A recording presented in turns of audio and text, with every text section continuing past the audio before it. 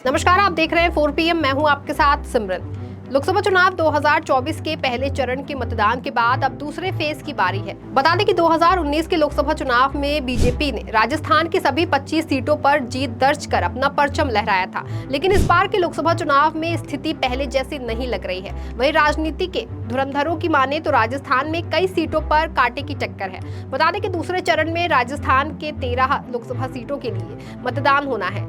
इसमें से कुछ हाई प्रोफाइल सीटें ऐसी हैं जहां मुकाबला रोमांचक है और कई बड़े नाम की प्रतिष्ठा दांव पर लगी है, जिसको देखते हुए बीजेपी राजस्थान में पूरी तरह से एक्टिव हो गई है और एक के बाद एक रैली और जनसभाओं को करने में जुट गई है। वहीं हार के डर से बौखलाई बीजेपी के सुर ताल मिल नहीं रहे हैं। पहले चरण में बीजेपी को निराशाजनक परिणाम मिल रहे हैं, जिसको देखते हुए पीएम मोदी की बॉडी लैंग्वेज बदल गई है। अभी वो जनसभा और रैलियों में जनता को मुद्दे से भटकाने के लिए अनर्गल बातें कर रहे हैं, जिसका बड़ा खामियाजा बीजेपी को भुगतना पड़ सकता है। माहौल चुनावी है। जनता बीजेपी और पीएम मोदी की भाषा, उनके दावों को समझ चुकी है और जनता अपने हिसाब से किसको गद्दी पर बैठाना है सोच भी लिया है कि किसको बैठाना है, किसको नहीं बैठाना है। इसका संकेत बीजेपी को पहले चरण के मतदान में ही मिल चुका है।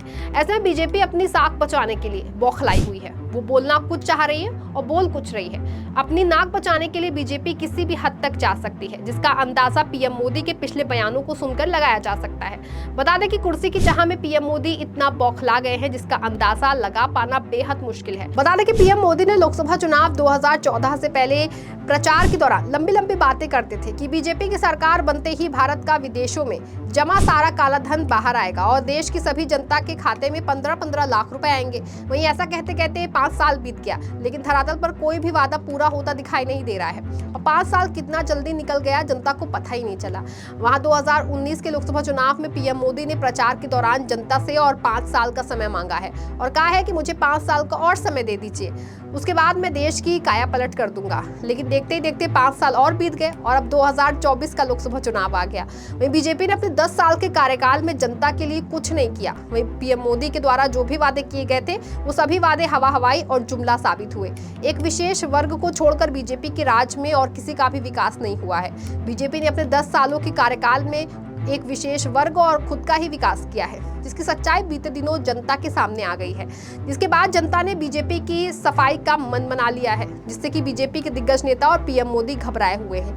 आपको बता दें कि पीएम मोदी को आप सभी ने सुना होगा। पीएम मोदी ने अपने मन की बात तो करते ही हैं, लेकिन आज तक किसी भी मंच से जनता के मन की बात नहीं की, जनता के दुख दर्द को नहीं समझा, जिसका परिणाम बीजेपी को पहले चरण के मतदान में ही दिख गया है और पता चल गया है कि मेरे नजरअंदाज करने का परिणाम क्या हुआ। बता दें कि पीएम मोदी समेत बीजेपी सभी दिग्गज नेता और स्टार प्रचारक किसी भी मंच से इतिहास गवाह है। जनता के बारे में कोई भी बात नहीं की। जनता क्या चाहती है, जनता को कौन कौन सी समस्याओं को फेस करना पड़ रहा है, बीजेपी किसी भी मंच से अपने 10 साल से क्या किया है, कौन सी योजनाएं धरातल पर उतरी हैं का जिक्र नहीं करते हैं। पीएम मोदी सिर्फ भूत और भविष्य की बातें करते हैं कि पिछले 70 सालों में कांग्रेस ने क्या किया है। वहीं अगर कांग्रेस ने अपने 70 सालों के कार्यकाल में कुछ नहीं किया है तो आपने पिछले 10 सालों में जनता के हित के लिए, गरीबों के हित के लिए, युवाओं के हित के लिए कौन कौन से काम किए हैं, बता दीजिए। आपके द्वारा किए गए कार्यों को जनता सुनना और देखना चाहती है। पीएम मोदी के इन्हीं जुमलों को सुन सुनकर जनता थक चुकी है और अब वो धरातल पर काम को देखना चाहती है, जिसको देखते हुए इस लोकसभा चुनाव में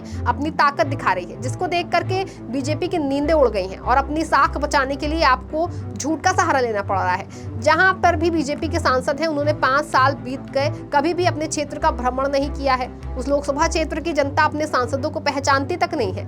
बीजेपी के कोई भी नेता विधायक चुनाव जीतने के बाद जनता से दूरी बना लेते हैं और अपनी सत्ता के नशे में चूर होकर घूमते हैं। वे पिछले 10 सालों से बीजेपी के रवैये को देखते हुए देश की जनता ने भी दूरी बनाना शुरू कर दिया है। तो वहीं बीजेपी और पीएम मोदी को दर्द क्यों हो रहा है? अब देश की जनता 2 बार बीजेपी के कार्यकाल को देख चुकी है और युवाओं को जो उम्मीद थी वो पूरी तरह से टूट चुकी है। इसलिए युवाओं ने दूरी बना ली है और इस दूरी का परिणाम बीजेपी को 4 जून को देखने को मिलेगा। बता दें कि बाड़मेर सीट लोकसभा चुनाव में राजस्थान की सबसे चर्चित सीटों में से एक है।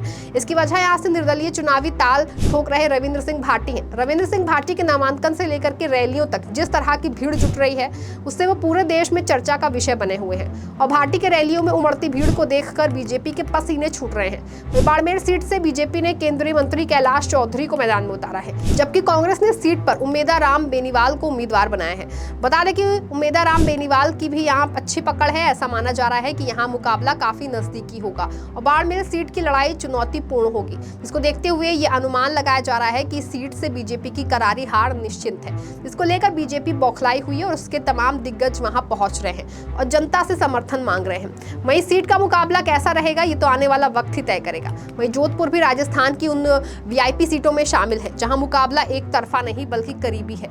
इस सीट पर बीजेपी की तरफ से केंद्रीय मंत्री गजेंद्र सिंह शेखावत चुनाव लड़ रहे हैं। गजेंद्र सिंह शेखावत यहां से 2014 और 2019 में चुनाव लड़े थे और दोनों चुनावों में जीत गए थे। पिछली बार उन्होंने प्रदेश के पूर्व सीएम अशोक गहलोत के बेटे वैभव गहलोत को हराया था। इस बार कांग्रेस ने यहां से करण सिंह उचियार्डा को टिकट दिया है। बताया जा रहा है कि उनके क्षेत्र में अच्छी पकड़ है, इसका फायदा कांग्रेस को मिलेगा और यहां से भी बीजेपी का सफाया निश्चिंत ही है। आपको बता दें कि राजस्थान की कोटा सीट भी इस बार खास है, क्योंकि यहां से लोकसभा अध्यक्ष ओम बिरला को बीजेपी ने लगातार तीसरी बार अपना उम्मीदवार बनाया है। ओम बिरला ने पिछले 2 चुनावों में यानी कि 2014 और 2019 में अच्छे मार्जिन से जीत हासिल की थी, लेकिन इस बार जीत इतनी आसान नहीं मानी जा रही है। जहां ओम बिरला के खिलाफ प्रहलाद गुंजन ताल ठोक रहे हैं। आपको बता दें कि प्रहलाद गुंजन चुनाव से पहले बीजेपी छोड़कर कांग्रेस में आए थे, जिसके बाद कांग्रेस ने ओम बिरला के सामने प्रहलाद गुंजन को चुनावी मैदान में उतार दिया था। इससे कोटा सीट का मुकाबला बहुत दिलचस्प हो गया है और अपनी साख बचाने के लिए बीजेपी जुटी हुई है। राजस्थान की चित्तौड़गढ़ लोकसभा सीट पर भी इस बार सबकी नजर टिकी है। इस सीट पर भी काफी अहम मुकाबला होने वाला है, जहां एक तरफ बीजेपी से प्रदेश अध्यक्ष सीपी जोशी चुनावी मैदान में है, तो वहीं कांग्रेस से अंजना उदयलाल और बहुजन समाज पार्टी से मेघवाल राधेश्याम भी रेस में है और इस सीट पर सबसे ज्यादा उम्मीदवार खड़े हैं। वहीं सीट पर कुल उम्मीदवारों की संख्या 16 है। इसको देखते हुए यहाँ का मुकाबला भी बीजेपी के लिए आसान नहीं है। इसको देखते हुए बीजेपी इस सभी सीटों पर अपनी साख बचाने के लिए चुनावी मैदान में सक्रिय नजर आ रही है और एक के बाद एक दिग्गज यहाँ पहुंच करके चुनाव प्रचार कर रहे हैं और अपनी उम्मीदवार के पक्ष में जनता से समर्थन मांग रहे हैं। वहीं इन सभी सीटों से क्या परिणाम निकलकर सामने आता है ये तो आने वाला वक्त ही तय कर पाएगा।